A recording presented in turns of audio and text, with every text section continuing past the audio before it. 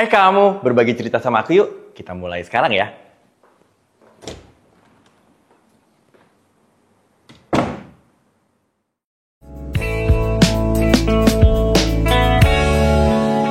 Thank you guys.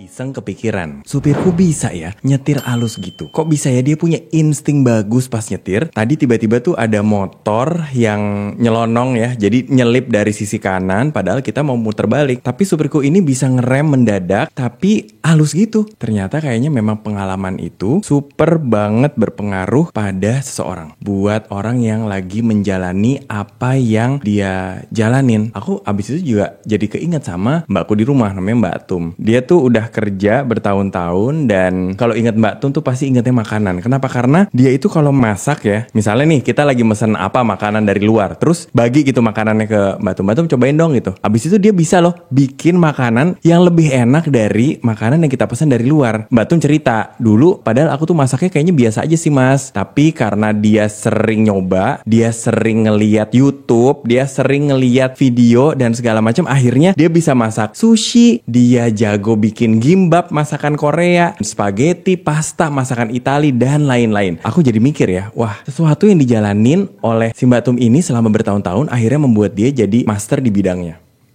Halo, gimana kabarnya? Belum nyapa kamu semua, langsung main cerita karena mumpung lagi keingetan. Dan aku yakin nih pasti kalian semua punya pengalaman baik atau buruk yang bisa membuat kalian tumbuh menjadi kalian yang versinya sekarang ini. Entah yang tadinya buruk tapi karena belajar bisa jadi baik, atau yang tadinya punya pengalaman baik tapi jadi motivasi untuk menjadi lebih baik lagi. Terkadang hal yang membuat hidup kita bisa jadi lebih bijak bukan karena arahan dari seorang motivator atau mentor atau nasihat dari orang lain, tapi justru datang dari pengalaman hidup yang kita jalani. Pengalaman itu adalah guru yang terbaik dalam hidup. Itu bener banget, karena itu pun yang aku rasakan. Banyak hal yang kita jalani dalam hidup yang memberikan banyak pelajaran berharga di kehidupan kita. Gimana pengalaman itu terbentuk dan bisa dilalui karena pengalaman itu bisa memiliki kekuatan yang sangat-sangat besar buat ngerubah karakter seseorang atau ngerubah arah hidup seseorang. Pengalaman bisa datang dalam berbagai bentuk. Ada pengalaman keseharian yang bisa berasal dari interaksi dengan orang-orang sekitar. Keputusan sehari-hari yang kita buat, bisa juga dia datang dalam bentuk cara kita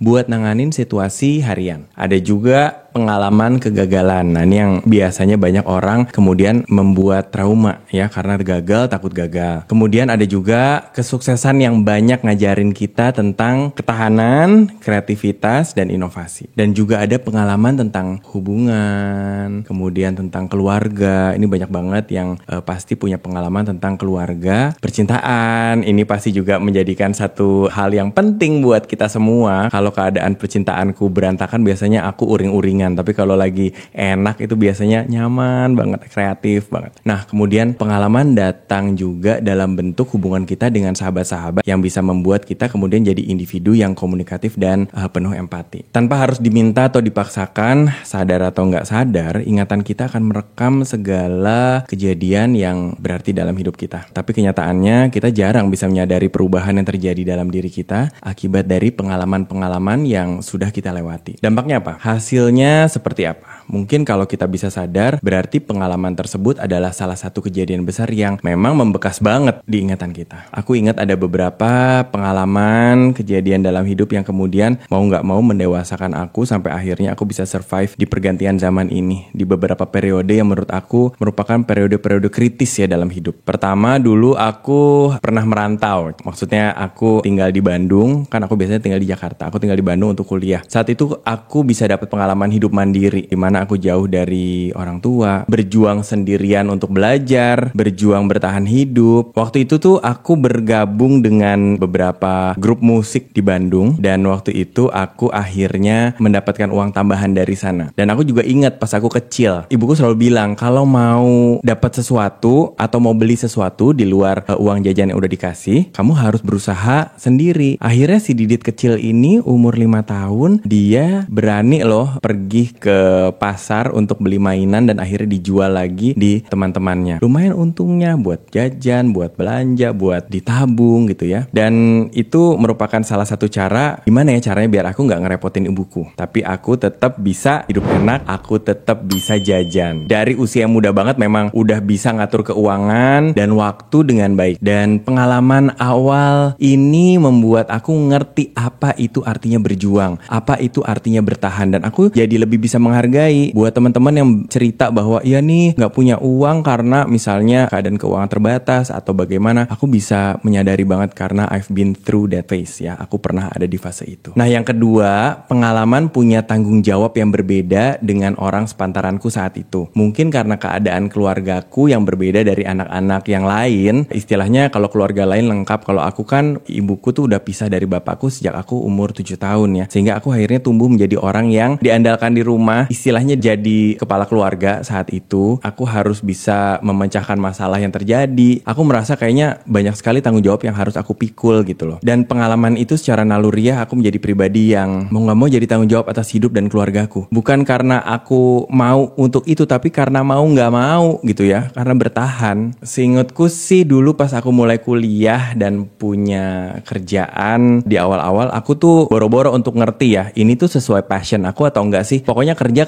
aja. Aku waktu itu akhirnya memilih kerjaan di Jakarta karena aku pingin pulang, aku pengen berkumpul kembali dengan keluargaku. Apapun itu aku kerjain aja. Tapi ternyata perjalanan hidup membawaku ke satu titik bahwa tidak ada sesuatu yang sia-sia. Apapun itu kita jalanin, suka gak suka. Karena waktu itu aku berpikir bagaimana caranya bertahan hidup. Walaupun harus berjuang ekstra supaya bisa menyesuaikan dengan apa sih yang aku suka gitu ya. Jadi mau gak mau harus adalah sesuatu yang aku suka di pekerjaan yang aku sedang jalanin. Pengalaman hidup ini kemudian membuat aku belajar menjadi lebih ikhlas, menerima sesuatu baik yang kita mau maupun yang kita nggak mau. Sekarang ini teman aku satu persatu memiliki kesibukan masing-masing. Kayak dulu tuh seru banget dan gampang banget buat ngumpul yuk, kangen nih, ketemuan yuk gitu ya. Tapi karena sekarang udah punya tanggung jawab masing-masing, akhirnya kita nggak sadar lama-kelamaan udah jarang banget ngumpul, udah jarang banget kabar-kabaran. Padahal dulu gabut dikit langsung ngajak pergi. Tapi sekarang kan semuanya udah punya kehidupan masing-masing. Nah pengalaman ini buat aku sadar bahwa setiap orang pasti akan memilih tujuannya sendiri-sendiri. Dan gak mungkin kita bisa bareng terus. Dan gak mungkin kita bisa menggantungkan hidup kita sama orang lain. Even itu adalah teman terdekat. Nah itu tadi pengalaman tentang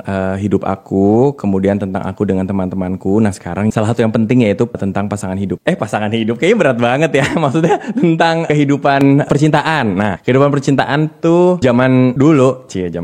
Aku tuh beberapa kali aku sempet ada di satu hubungan di mana aku tuh berusaha untuk menyenangkan hati pasanganku, walaupun mungkin itu bukan diriku yang sepenuhnya dan mungkin itu bukan apa yang membuat aku bahagia. Tapi di saat itu aku pengen mempertahankan hubungan tersebut karena buat aku orang kalau punya pasangan itu bakal happy gitu ya. Jadi aku beberapa tahun akhirnya menjalani hubungan dengan perspektif yang ada di kepalaku seperti itu. Tapi seiring berjalannya waktu akhirnya putus sambung itu akhirnya membuat aku tuh jadi belajar bahwa memang untuk lebih bisa pintar dalam satu hubungan kita itu memang harus menjalani sehingga kita tahu apa yang membuat pasangan kita bahagia dan kitanya juga bahagia. Karena di awal-awal yang aku punya adalah gimana caranya bikin dia happy, guanya belakangan deh gitu. Pengalaman mengajarkan bahwa untuk membuat orang happy kitanya harus happy dulu. Tetapi hal tersebut nggak bisa aku dapatkan kalau aku nggak menjalaninya. Jadi memang sebuah pengalaman ternyata nggak cukup ketika orang hanya cerita aja, tetapi kita harus mengalami gitu ya. Kita harus menjalaninya karena itu mengajarkan kita untuk bisa menjadi lebih sayang sama diri sendiri, buat kita mengendalikan ego dengan baik. Jadi semuanya harus berimbang, semuanya harus membentuk hubungan yang sehat. Hubungan yang sehat ini akhirnya bisa kita jalani ketika kita memiliki pengalaman